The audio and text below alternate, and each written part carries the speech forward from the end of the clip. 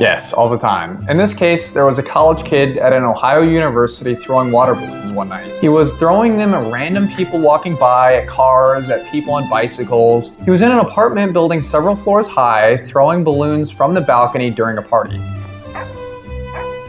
The student was arrested and charged with assault. A woman hit by one of the balloons couldn't identify the defendant, but 2 police witnesses testified that the defendant was the one throwing the balloons.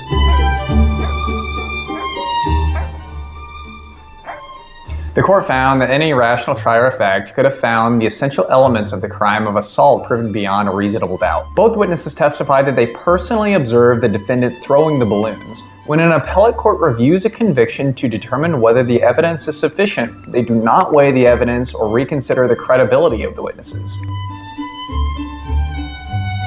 The definite testimony of 2 witnesses observing the defendant throwing water balloons is sufficient for any reasonable trier of fact to conclude that the defendant was in fact throwing the water balloons.